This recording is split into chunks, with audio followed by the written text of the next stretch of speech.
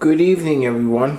It's Wednesday, July 2nd, and it's time for, or Tuesday, July 2nd, I'm sorry, and it's time for another shop video.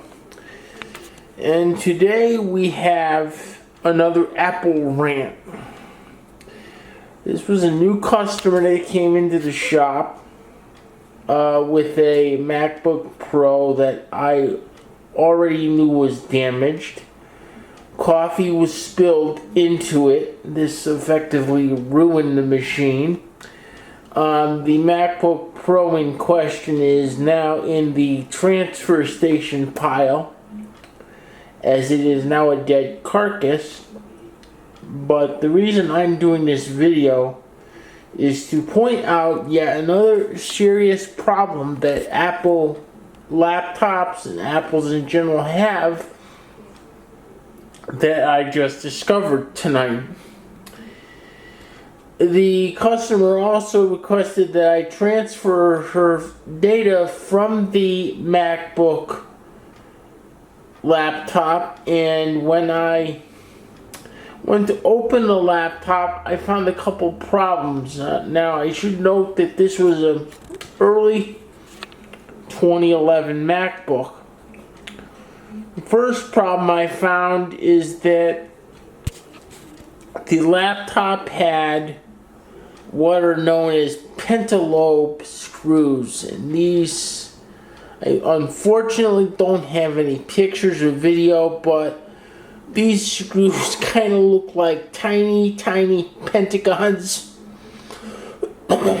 if you look at them, and regular Torx bits will not fit them. So I was waiting for a pentalobe screwdriver to get the bottom off so I could look inside the machine and see what was going on in there for storage and get the lady's data off. Well, the screwdriver came today, and it actually worked absolutely beautifully, and I got the bottom off. And inside the machine, I find this. Now, this, for those of you that know a lot about computers, you're going to say, well, this looks like a standard SATA 3 SSD stick. Yes, it does, but it's not.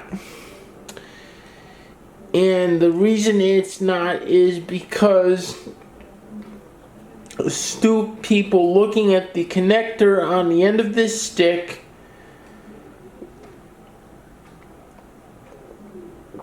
may in fact realize that I'm trying to get this to focus, I apologize, come on. May in fact realize that the connector, the keyway, is off by a tiny amount. And the reason the keyway is off by a tiny amount is because Apple actually had Toshiba produce SATA 3 SSD drives with Apple proprietary connectors on them, which means I don't have the cradle to get the data off. Well, that also means that because Apple only did this for a few years, from about mid 2008 to early 2015 or so, that it's really not worth it to me at this point to get the data cradle that I need to deal with this Apple proprietary connector. Now, those of you that have watched my previous videos, the situation is actually a lot worse. And the reason the situation is worse is because in later years, Apple made things even more proprietary. If you buy a MacBook now, and I've talked about this in previous videos, you absolutely cannot upgrade your RAM or your solid state hard drive size because they are directly soldered to the motherboard of the machine. They are not replaceable. Apple is actually facing several right to repair lawsuits because of this issue, and so far they've been losing. I used to say it was a Chevy versus Ford thing as far as Apple products were concerned. Well, this issue and other Apple related proprietary issues, and if you want to go back and look for the previous videos, just type in Apple on my channel search and you'll find them. These issues have really gotten me started into telling people, don't buy Apple.